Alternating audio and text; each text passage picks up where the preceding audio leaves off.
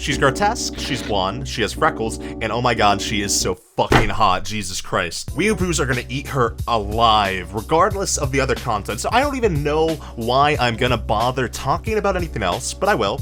Gleipnir. It is strange and genre deforming, choosing what is convenient at the time for its difficult to explain premise, but Claire always supplements it, making Gleipnir an achingly beautiful and painful portrait of a complicated codependent relationship in which love is a necessary poison and to which the antidote is, literally, more poison. I don't care whether it decides to be a mystery one second, action the next, rom-com right after, and then straight to romance into the end of it all. I do not care. The relationship between the titillating protagonist transfixes you onto the next beat. It works. As it gets more confusing and as the two protagonists buy into a game of their mutual abuse, the manipulation of each other becomes something not mendacious or secretive, but open. Theirs is an honest, toxic relationship, one that actually works for them and works wonderfully to any watching, and with a rather strong staff at Pine Jam handling the adaptation, I am 100% confident that Gleipnir's acceptance of outright dysfunction, the love language of abuse, and the reality of why we keep ourselves in this rigged system will paint one of the most acute and terrifying portraits of codependent toxicity that has ever graced anime. And Claire is fucking hot. What is there left to say? Kakushi Goto comes from the hand of an author that means a lot to me, and as a series, it obviously means a lot to him. It showcases his own personal experiences in life in a playful comedy about a manga author desperately hiding his career choice from his daughter. Koji Kumeta of Sayonara Zetsubo Sensei and Jishiriku fame highlights his own life in a direction that achieves this kind of unique position between the opposing artistic poles of personal diary and impartial documentary. It is strongly relatably human and a truthful point of view. As human beings, we are neither standing fully outside the intimate movements of personal histories and histories of those we choose to experience life with, nor are we at their epicenter. We are always poised somewhere desperately clinging on in between, attending to both our own small world and the world at large. This kind of depressing intersection that Kumeda always plays with, this playful ingenuity to dramedy, kind of delivered an epiphany of sorts to me in 2010, kind of drove me to go on. Even if his most identifiable protagonist was always someone seeking the comfort of a noose, I've been beholden to his inventive comedy ever since, and I'm very grateful to be allowed to stand sure-footed in a place nearby him through Kakushi Goto. And while standing there, it is easy to realize that Kumeta is a fuck-up. Just like me. Just like us. He fucks up a lot, and that's kind of just life. But he takes that life, and he spins those experiences into a benign tale of human vulnerability and a celebration of the simple joy of comedy, of mistakes, of being human. お父さんの仕事聞かれてね。働いてるよって答えた。キリト、お兄ちゃん。待ってて。 7 years later, we have finally reached this point. The point where Sword Art Online first starts moving towards what it is saying. I can't do it. I can't read that paragraph. Listen. I was horny for Asuna in 2012, and you can fucking believe I am still horny for her in 2020. Forget any of the bullshit I was gonna say. I have no intention to convince the naysayers about Sword Art Online's merits, because I would mostly struggle to even convince myself. But alicization has been one of the most intriguing major anime projects in the past couple of years in terms of staff and whatnot, and it's fun, and I am so fucking horny. 本日付で警視庁刑事部警部を拝命した。いくら必要だ？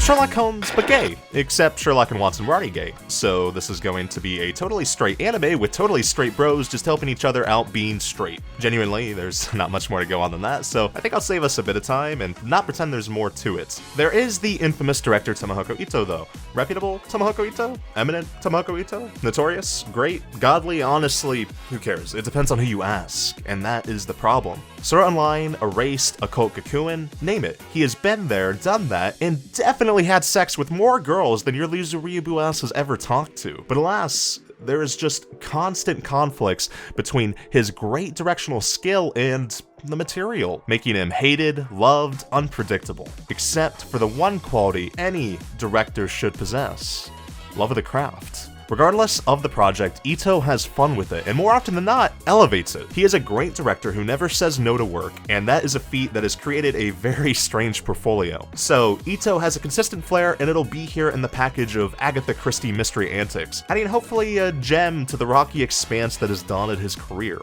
And, oh yeah, it is also a Yasutaka Tsutsui novel that is technically being adapted. The person who penned the original works of greats like The Girl Who Leapt Through Time and Paprika. So maybe I was just bullshitting and there's a great director with great material. Good production staff at Cloverworks too, the boys are hot, and it sounds like Ito is going to become even more divisive.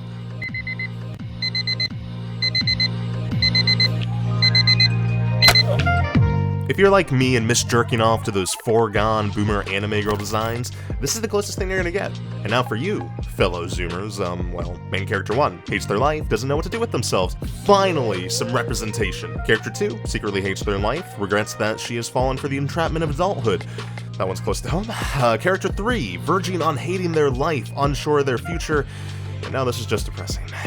Man, I fucking hate university. But I do like when stories explore that hate, and yesterday's end result is intimate in scale yet universal in scope, with relatable drama of the grand failure of adulthood and the small triumphs of just waking up on the next day. There's no shortcuts to adulthood, but the people you spend time with before you realize that adulthood is fake makes your life interesting, and the focus on that, even if very little changes, everything is different. And that emphasis on the post-college characters finding themselves is truly timeless. And Yesterday wa Utate getting an anime adaptation 2 decades after its first chapter just highlights that. Also a decently strong staff at Dokokobo 2, as always from them, so that brilliant human touch is guaranteed. And now if you excuse me, I'm gonna go look up some older Sayatsura porn or something. Bye!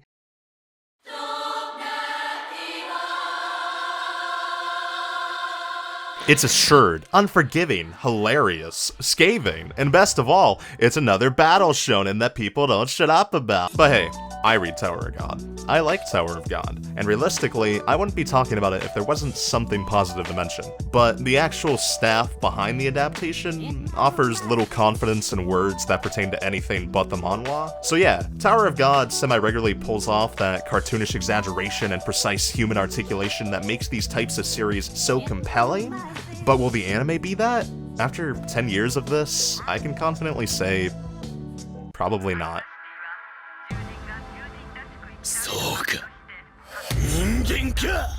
To create is to express your feelings for what you love, for what you are. And Yo Yoshinari is undoubtedly over the top, unabashedly pulpy, happily dramatic, and definitely a furry. And he is trying really hard to make me one with BNA, Brand New Animal. One of the main talents at OG Gainax and the resurrected idea of it through Studio Trigger, Yoshinari has delivered his dramatic camera work, complex background animation, and expert spears as one of the most technically adept animators in the industry for decades, and I cannot believe I called him a furry.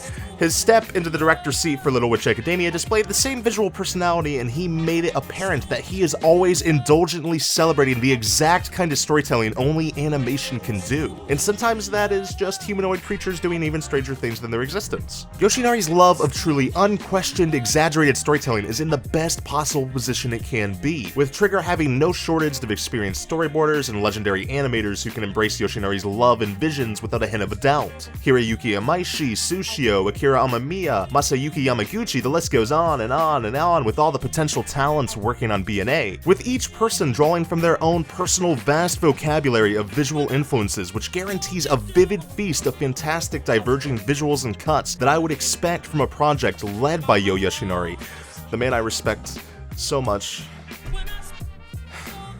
I'm so sorry for calling you a furry, Yoshinari-sensei. You're so good, and BNA's good.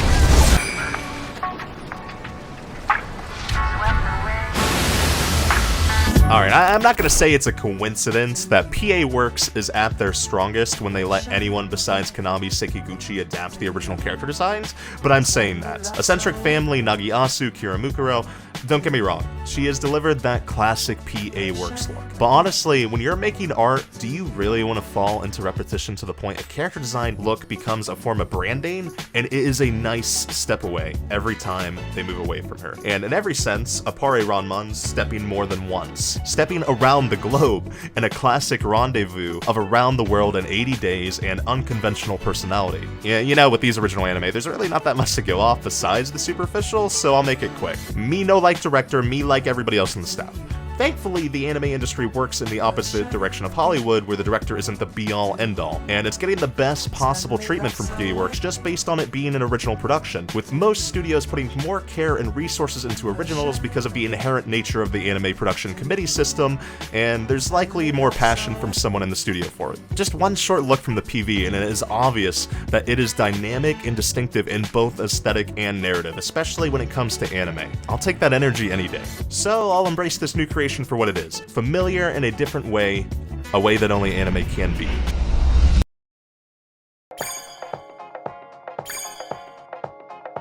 Yeah. で、合ってますか?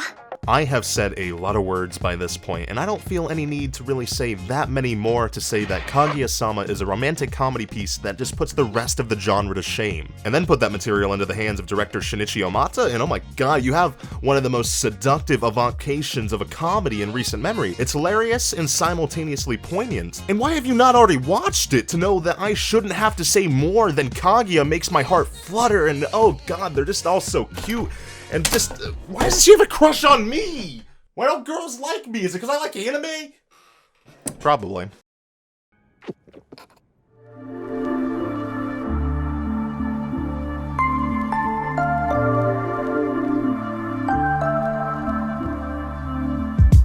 There's just too many words. Far too many to squeeze into what is supposed to be a short segment with me saying this anime good and girl hot. But genuinely, those are both pure definitions of snafu, undoubtedly. But I think I'm gonna cheat. I'm gonna steal from myself something I wrote 5 years ago when I made a top 10 anime of 2015 video. Let's just get this embarrassing mess over with. Snafu consistently skewers its characters for their insecurities and issues, and it is painfully rewarding to watch. It conveys the confusion that many young people have while forging and accepting their identities. It wants them to find themselves, so it poignantly illustrates their failings and insecurities into the conflicts. There is no hindsight. There is only the reality of now. Snafu captures that immediate experience of being a teenager by demonstrating genuine empathy and understanding for its growing characters, showing them as we all are, constant works in progress.